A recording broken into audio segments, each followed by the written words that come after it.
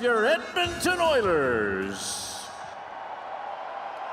Zach, what's it like hearing La Bamba after a night like that? It's awesome. You guys are all awesome. Atmosphere is incredible. We love you guys. This is incredible. I think everyone in this building was taken back halfway through that third period. I think it caught everybody off guard, but you guys yet again showed your resiliency. Is that the fabric of this group? Yeah, we stuck with it. We've been facing adversity all year long. Fluky goal. We got it back. We're up 3-1. Let's go.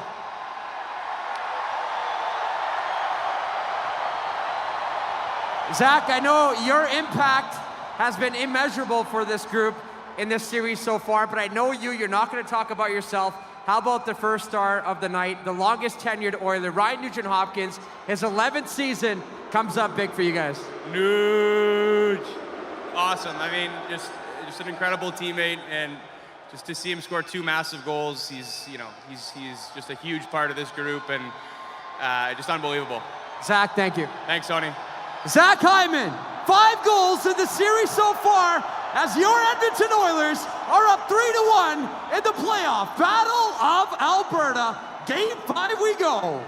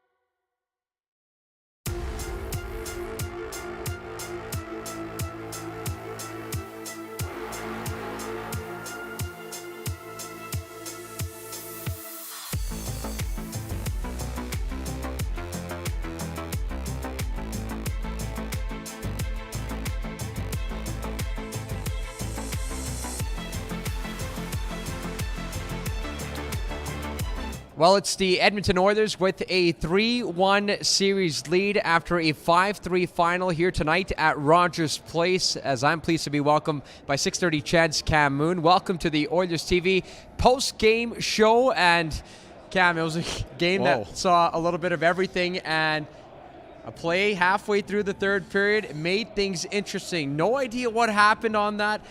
Mike Smith looked a little confused. I'm not sure if he was paying attention or if he lost it in the lights or lost it in... I have no idea.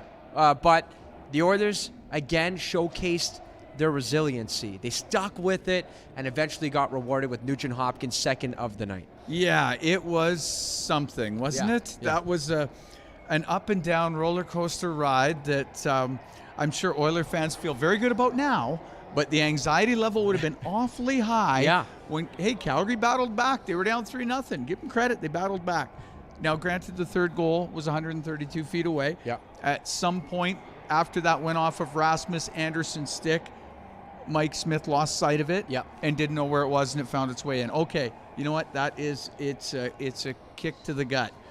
And the Oilers took it, and they settled down, and yeah, the Flames were pushing, but Ryan Nugent-Hopkins going to the front of the net, again, put the puck to the net. We had talked about it over the course of the broadcast or over the course of this game, that put it to the net, and good things happen. And Ryan Nugent-Hopkins rewarded. That's the go-ahead goal. Evander Kane gets the empty netter. Not to be surprised, it was a dirty garbage goal that was the game winner. Ryan Nugent-Hopkins getting in the tough area to make a play there. Yeah, exactly. And he gets 2 on the night, and the crowd at Rogers Place was so happy for him. I love the news chants, and that's outstanding. But yeah, it was just getting it to the net and going there because, hey, Jacob Markstrom made some huge saves in the third period. Yeah. The one off of Leon Draisaitl on the power play when he came across, I thought that was an absolute sure goal. Yeah. And he gave his team a chance. So, yeah, good on the Oilers to stay with it. And you just saw Ryan Nugent-Hopkins there. That was his first goal in front of home fans here at Rogers Place. And Cole, I'm actually going to put you on the spot, our video guy. Let's get a shot of what's going on out there. I mean, look at the scene out in 104. It's absolutely bonkers. I mean, the Oil Country faithful always know how to bring it, and not to blame them for a second, but they were awfully quiet because of such a surprise play midway through that third.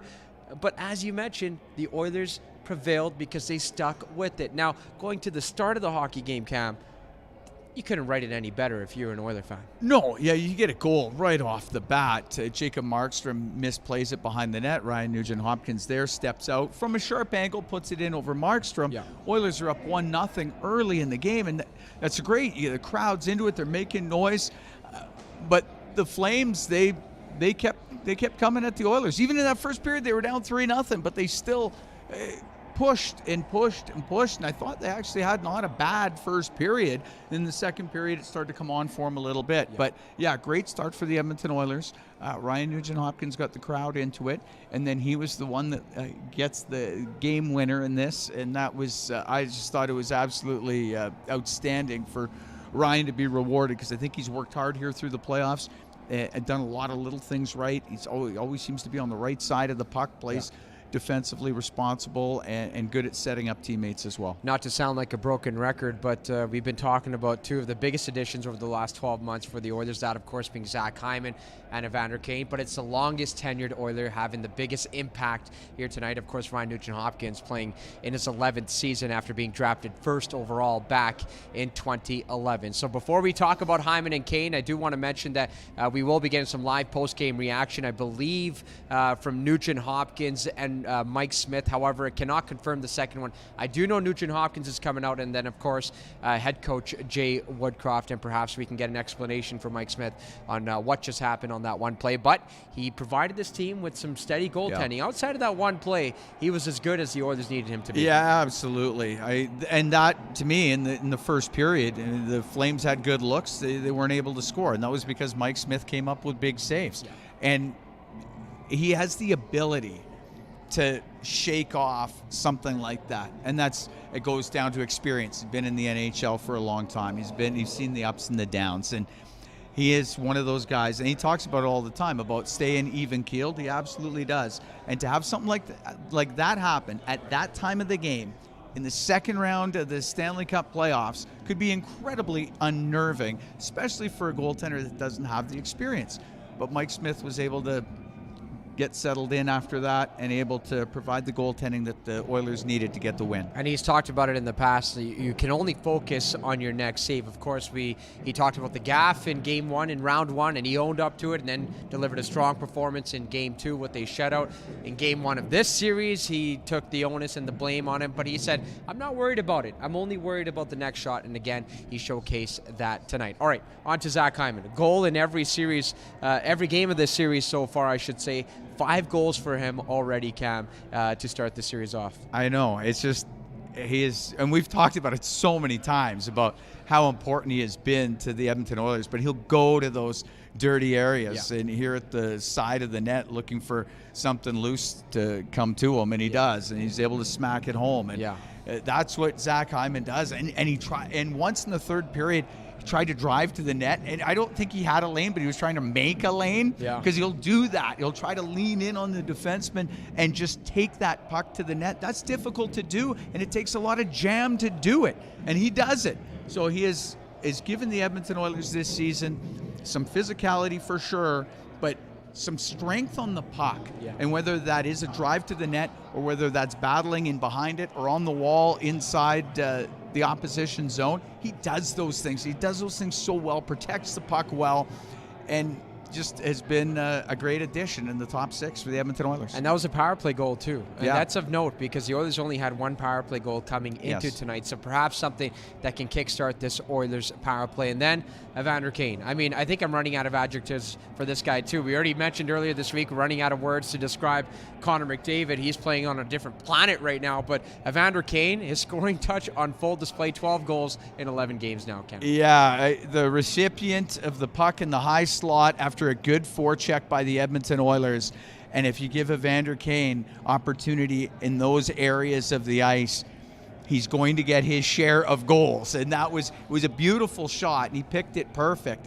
But great forecheck by Edmonton to help create that turnover and give that opportunity to Evander. So it looks like a couple of guys are coming onto the podium right now. They're just making an announcement. Sorry, I was trying to listen in while talking there. It looks like it is goaltender Mike Smith, and of course the hero of the night, Ryan Nugent-Hopkins, at the podium here at Rogers Place. Dude, you've been here 11 years. Tonight was your first opportunity to score a playoff goal with fans at home. Obviously, in the bubble you didn't. Can you talk about your first one, then obviously the huge one late? Yeah, I mean, that first one was fortunate bounce, and then the last one, I mean, Tice puts it in a good spot, and I just try to go to the net and bang it in. So obviously we stuck with it all game. We knew that they'd have a pushback, and way that we stuck together and didn't turn on each other at any moment shows good signs for our team. Mike, obviously, give me a thought. Did you not see the puck? What happened? I can laugh now, right? Yeah. I mean, obviously, I don't think there's been a time in my career where I've lost a puck where I have no idea where it went. And talking to some guys after, I wasn't the only one that didn't know where it was either, so it made me feel a little bit better. But yeah, I mean, obviously, you don't want that to happen, ever, but unbelievable goal by Nuge at the end there to give us a boost back and obviously get up in the series, and a win's a win. Mike, you were talking a couple nights ago about the idea of learning that lesson from round one. What do you think you guys learned this time around? Well, I mean, obviously we got up 3-0 early in the first there, but I don't think we played our best period by any means. But like Nuge said, we stuck together as a group. We never wavered. We just kind of found a way to win a game. And I mean, in the playoffs, that's what you have to do. I mean, we could have easily, packed it in after they got that long one on me, and we just showed resilience to come back and score a big goal there and push the series to 3-1. Nuge, how were you able to kind of regain that composure after they tied it 3-3 and then continue and carry on?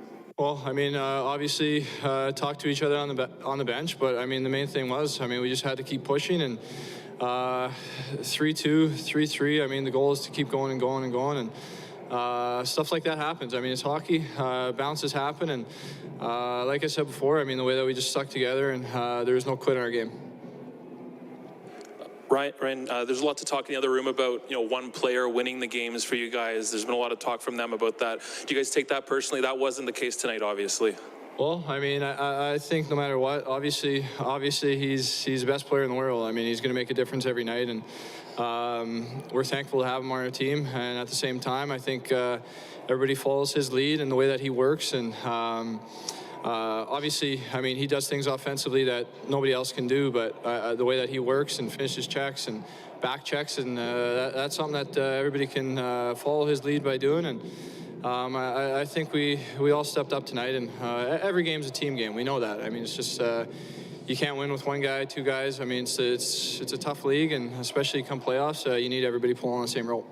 And just how cool is this out here? It's amazing. I mean, the atmosphere in that building tonight was something I've never experienced, and it was pretty good 16-17 first round, but I mean, tonight was something special. Mike, what are you seeing from your blue liners just in terms of their ability to kind of remain calm and make smart little plays, and just the way they seem to be breaking the puck out? That's kind of the unsung guys, I would say, through a couple. Yeah, I mean, I don't think it's getting unnoticed a little bit, but the composure, the guys they're playing with back there is impressive.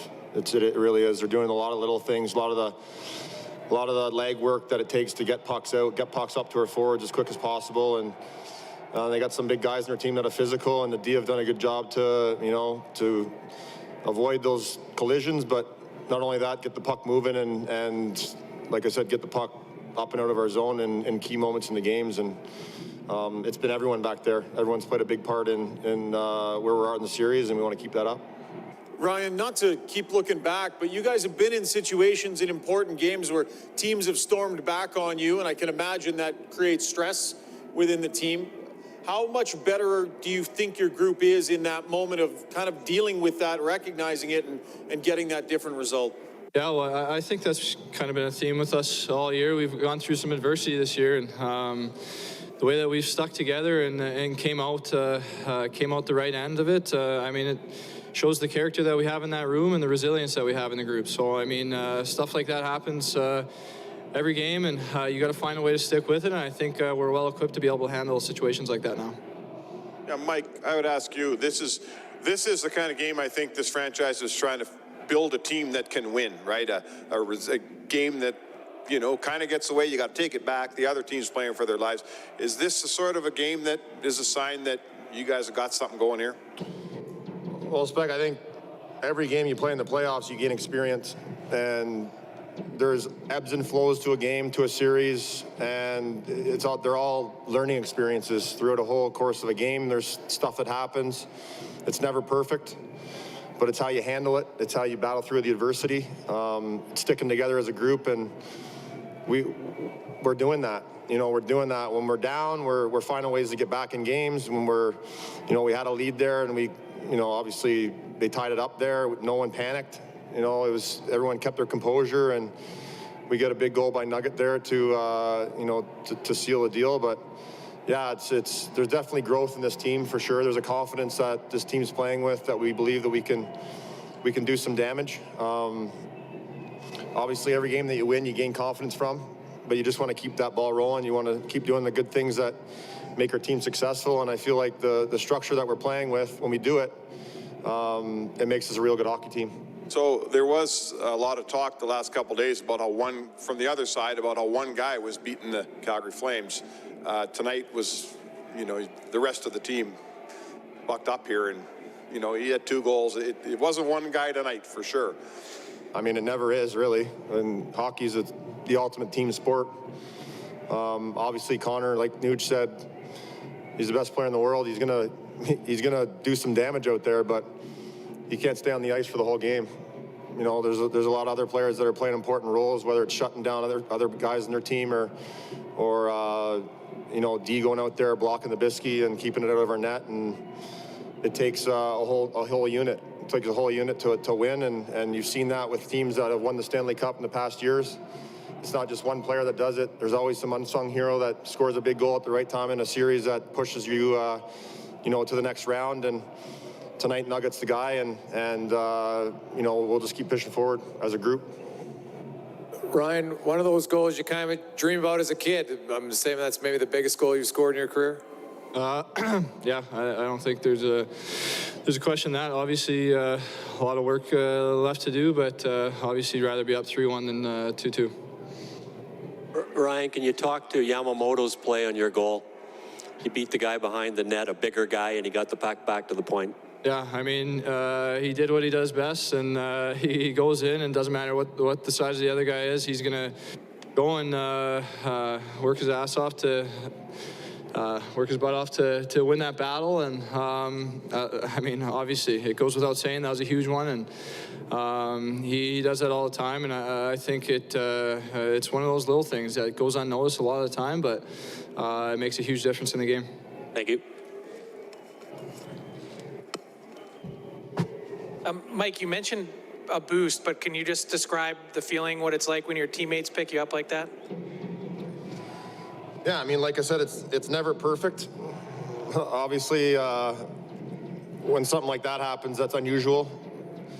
It's not a very good feeling personally, but this group's never wavered from mistakes that have been made in games throughout the course of the season. We've always found a way to stick with it. And like I said, another instance of it tonight. Some adversity there at the end, and no one ever hit the panic button. We just stuck with it and found a way to get a win. That's all you want to do in the playoffs, is score one more goal than the other team and win the game. We did that tonight, and we've pushed the series along. Just one more from me, Mike. Just how Jay's a rookie head coach. How have you sort of seen him navigate these playoffs, and especially a night like tonight where he had to get you guys back moving in the right direction after a 3-0 lead? Yeah, I mean, I think Woody's done an unbelievable job. To be honest, he's a detailed coach that gets his message across, and it's very clear. It's very clear what the objective is. Everybody knows what their job is when they get on the ice, and it's about he's put the plan in place, and it's about going out there and executing, and for the most part we've done that. And yeah, he's done an unbelievable job to obviously turn our season around and put us in a position to be successful. And it's now about the players going out there and doing it. Thanks. Hey, thanks guys.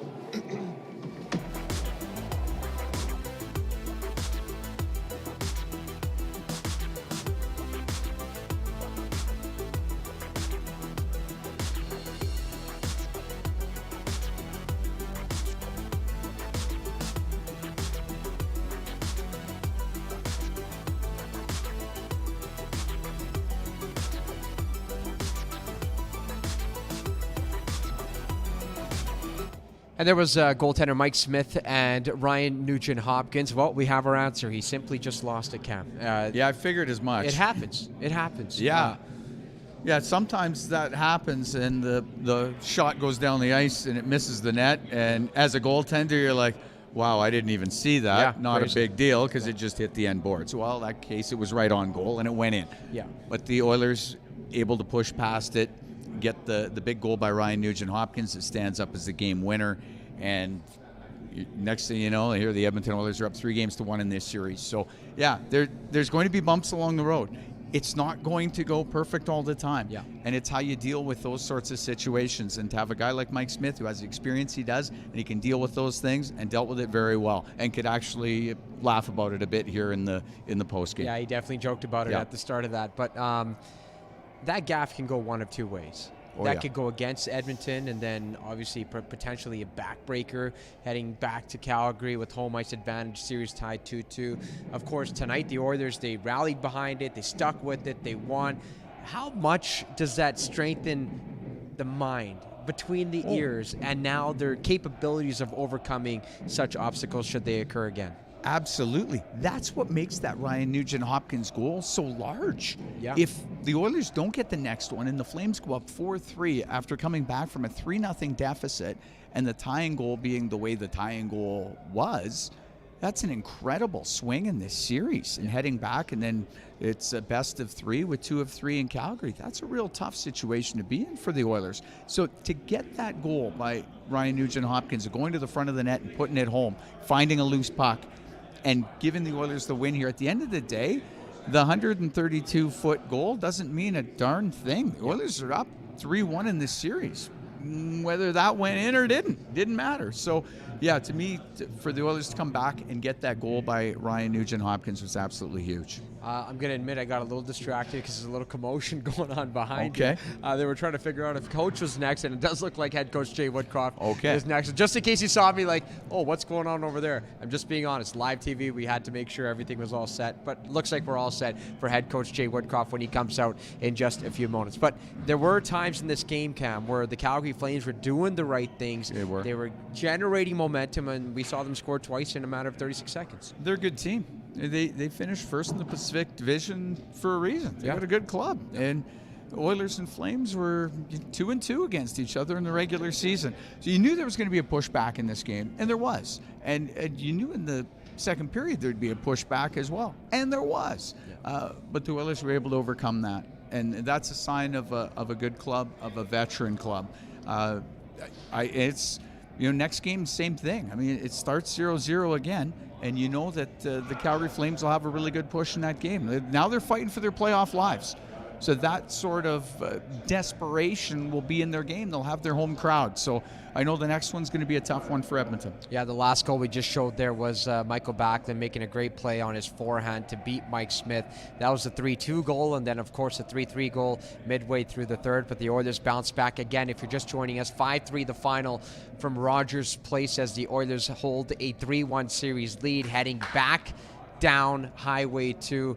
Should be a fun Game 5 down at the Saddle Dome. But when it comes to Edmonton, I mean, up and down the lineup again. This is a contribution, especially the back end. I like what Mike Smith said there.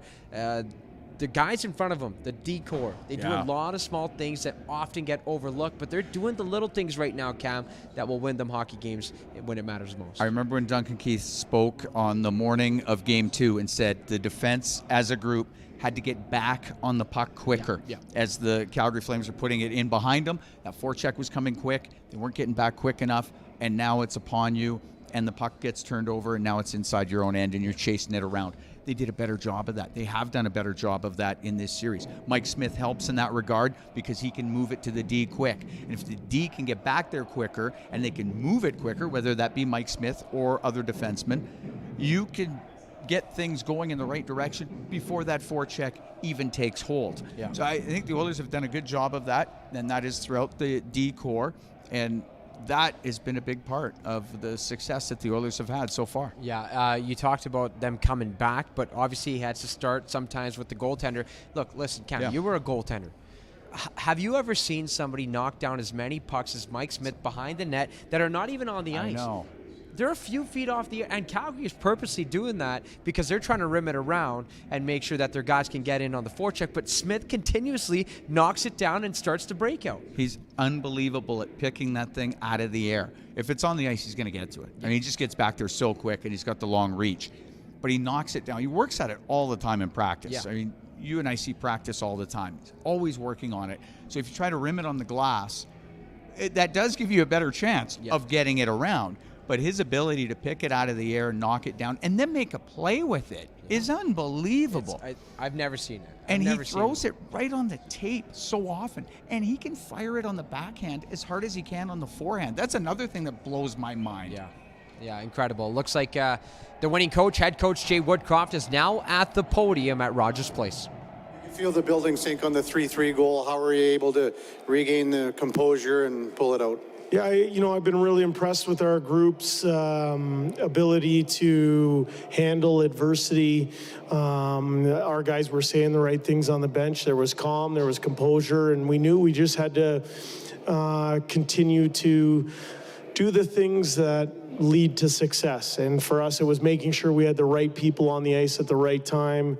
There was a period in the game where we thought we stopped shooting the puck. I thought after that goal went in, we put our nose back to the grindstone and found a way to get the winning goal. So I was happy for our group. What can you say about Ryan Nugent-Hopkins? Yeah, he kind of falls under the radar in terms of really good hockey players on our team, just because, you have people that are doing what they're doing and the numbers they're putting up. But Ryan Nugent-Hopkins was the first overall draft pick in the NHL for a reason. He's a heck of a hockey player.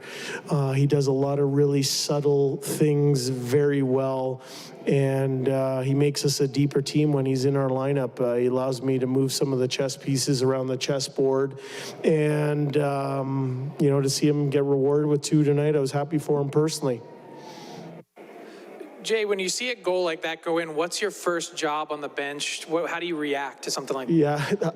Yeah, good question. I didn't see it, so I didn't see it going in. It was kind of at the tail end of a power play for us, and so I was worried about getting the next group, and the next thing I know, it ended up in our net. So I didn't know what happened. I wanted to double check with our coach's office, make sure that it was a legal goal.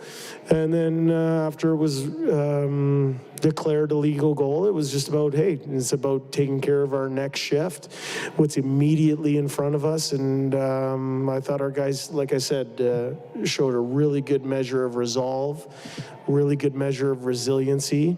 And in the end, we got the right people on the ice at the right time, found a way to score. A hunch getting Yamamoto on there for the winning goal because he was not there, and then you decided that he was there? Yeah, that was just something that I felt I wanted to make a little flip, move some people around, pull a lever or two, and I'm thankful that we have a whole bunch of really good players that affords a coach the opportunity to move people around, and that was just one of those gut feels at that time in the game. And Kane just keeps scoring goals. I mean, that's a lot of goals, and in the second round, he's already got 12. Yeah, it's really impressive what he's doing. The other thing he doesn't get credit for is just how physical he is. He finishes every check. He goes to hard areas to score, and I think that ended up being a power play goal for us to ice the game. So, they have a good game for him, and that is a whole heck of a lot of goals for him. Jay, in terms of the growth of your group here, going back to Game 6 against LA, you had a 2-week stretch where a lot of the games felt like do or die or feet to the fire. Tonight was a different challenge. The Calgary would be the more desperate team, and you had to find and match that. Mm-hmm. And this group hasn't been really in that spot before. So what do you think of the way they handled that tonight? Yeah, I thought it was a gut check win for our team. So I'm really happy for our group to be able to find the win. I think we set out today when we spoke to our guys, and we used the mantra, whatever it takes. whatever it takes. Doesn't matter if something bad happens in the game, whatever it takes. It doesn't matter if you spent a minute and a half in your own end, if you're willing to block the shot, and that's what's required, whatever it takes. And that's a good counter thrust to any of the outside noise. And tonight, we got up 3-0. They scored a couple in the middle frame. A weird one goes in. But in the end, our group had that mantra, whatever it takes, and they got it done when it counted. Jay, a goal like that can be a real backbreaker, but you said you really like the composure of your group and the way they deal with adversity. Where does that come from? How have you guys been able to build that up over the course of your tenure here? Well, first of all, it doesn't just start since Dave and I came up from Bakersfield. It doesn't start there. I think we have a lot of really good and experienced playoff performers that have been brought into the organization. So the ability to handle adversity would start with that group. I think over time, there's been some scars. And I think you learn from those moments throughout your career. And that said, in the 3 months that Dave and I have been up here, there have been moments that didn't go according to script or according to plan, yet we talk about the things required to overcome them. And in the end, I would say that we have a very, very strong belief that we have what it takes to come through any type of circumstance. And that I think is something that's immeasurable.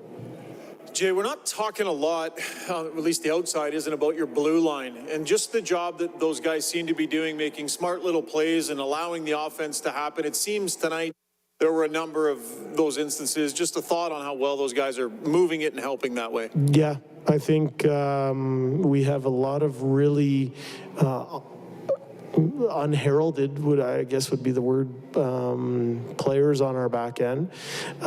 They all represent different ingredients. You have Tyson Barrie, the power play quarterback, probably doesn't get enough respect for how well he knows the game and how little time he spends in his own zone. Brett Kulak, who's been just a fantastic addition to our team, someone who is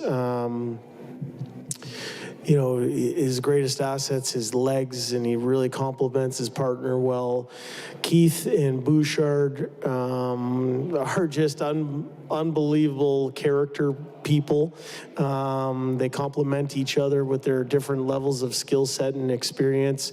They work very hard for each other, and they zip that puck up quick to our forward group. And then you have the shutdown pair of Cece and Nurse, who play big minutes against the best players in the world. I think, maybe we don't have some of the types of D that other teams have. I think as a whole, and when you add Chris Russell's experience and fearlessness and Philip Broberg's youth and energy and legs to that mix, I think as a whole, or sum is greater than, I don't know, how do you say that? The whole is greater than the sum of its parts. Jay, your three pairs, you look at their minutes tonight, and it's almost even across the board. And obviously in the regular season, when Nurse was more than available and healthy, he was playing more. Other guys have really stepped up, and you've showed a lot of trust in the whole group now. Not that you didn't trust me before, but due to circumstances, Kulak and your Duncan Keith, and all of them are playing even. Can you talk about just that almost confidence to roll out any combination at any time now? Sure. And it's something that we have a belief or trust in our players. We think we have a lot of really good players available to us at all positions. I think that group, when we first came up, Dave and I, we had the idea of spreading the minutes out amongst the many.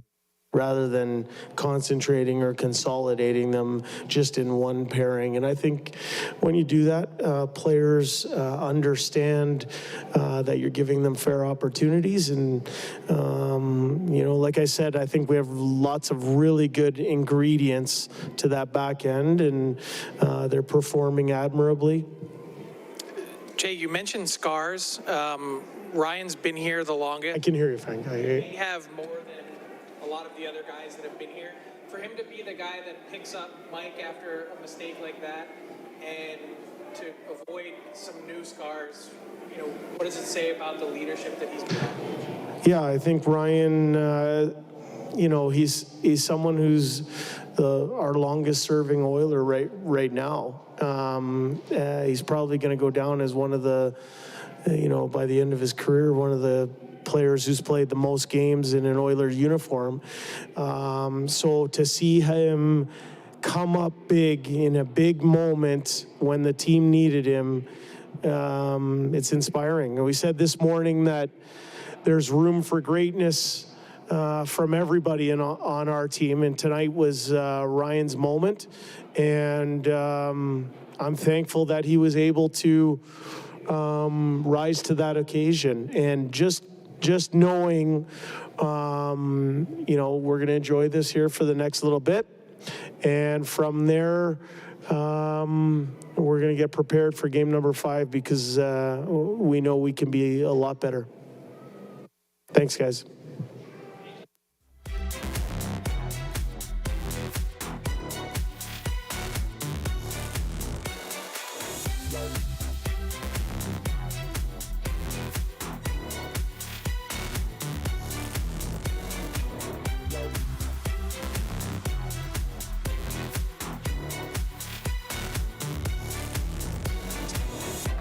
And there was Oilers head coach Jay Woodcroft. Again, the Oilers taking a 3-1 series lead, heading back to Calgary. Game 5 goes on Thursday.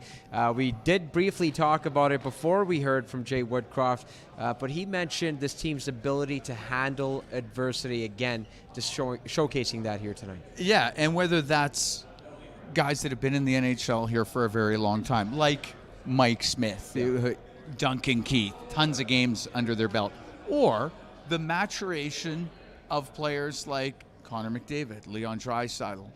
They've had some ups and downs in the playoffs, and he talked about having, those sometimes those things that don't go well in the playoffs for you previously. You learn from it. You get better. You realize what needs to be done in the postseason to have success. So whether that's older players that have been around and through a lot, or players that are now just starting to acquire enough experience that they can put all of that in motion, whatever it may be, however you put it all together, has got the Oilers to this point right now. So that's all very positive. Still got a long ways to go. This series is still going to be extremely tough in Game 5 against the Calgary Flames. But the Oilers have worked very hard to get themselves in this position to be up 3-1 at this point, and they've deserved it. It's not over until it's over. That's right. So that's going to wrap it up here for the Oilers TV live post-game show. By the way, special shout-out to this handful of fans over here. Right there. I Those mean, guys have Cole, been maybe great. we could get these guys on. They've been great. These guys have been great. They've been chanting Cam's name. No, they're watching the Oilers TV live post-game show on their phone, and they're literally showing us that they're watching it. So just wanted to give a special shout out to these guys, of course, watching the Oilers TV live post-game show, even though they're out on 104th Avenue. And we'd like to thank you for watching and tuning in tonight. For Cam Moon, I'm Tony Brown. We'll see you again on Thursday morning when we tee up Game 5.